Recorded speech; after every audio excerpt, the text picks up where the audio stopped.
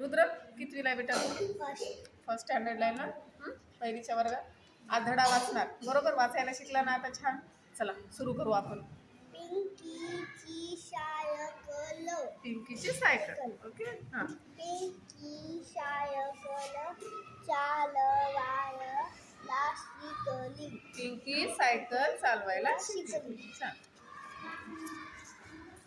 एक दिवशी पिंकी सायकल घेऊन निघाली. पाय जमावदाला. मोठ्या आवाजात वाचा. आजोबांचा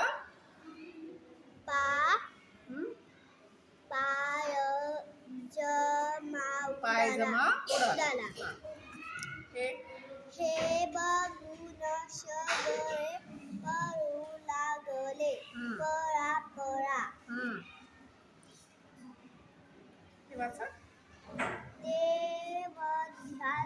तेवढ्या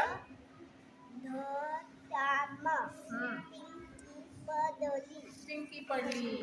हा. सगळे धावले. आरुष चल बेटा, आली दार लावून घे. आली पिंकीला घरी घेऊन गेली. पिंकी म्हणाली माझी सायकल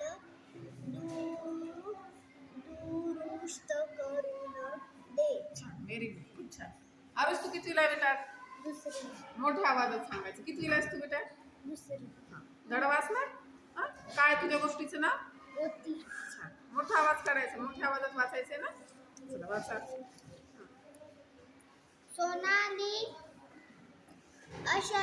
अक्षय म्हणायचं. अक्षय बॅट बॉल घेऊन मैदानावर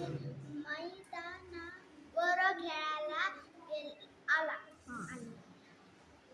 बॅट बॉल खेळताना त्यांना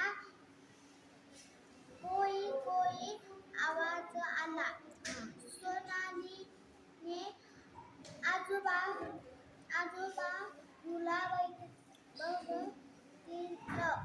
बघितले. छोटे कुत्र्याचे पिल्लू तिला दिसले. छान, व्हेरी गुड. नंदिनी ये बेटा. अक्षय म्हणायचं. अक्षय सोनालीने खेळ बंद केला. चांगला प्रयत्न करतो सावेश. तू परत चांगलं वाचतोस हा. मी नंदिनीचं घेतो तोपर्यंत. नंदिनी तू कितीला आहे बेटा? सेकंड स्टँडर्डला आहे. काय तुझ्या गोष्टीचं नाव? सीता आणि गीता. छान. चला वाचूयात आपण. बघू आपण नंदिनीला कसं वाचता येते ते. वाचा. उन्हाळ्याच्या दिवशी आवाज मोठा करा थोडा. उन्हाळ्याचे दिवस होते. एके दिवशी सकाळच्या सीताच्या घराच्या अंगणात 2 कबूतर आली. सीता नेहमी अंगणातील भिंतीवर पक्ष्यांसाठी धान्य ठेवायची. रोज पक्षी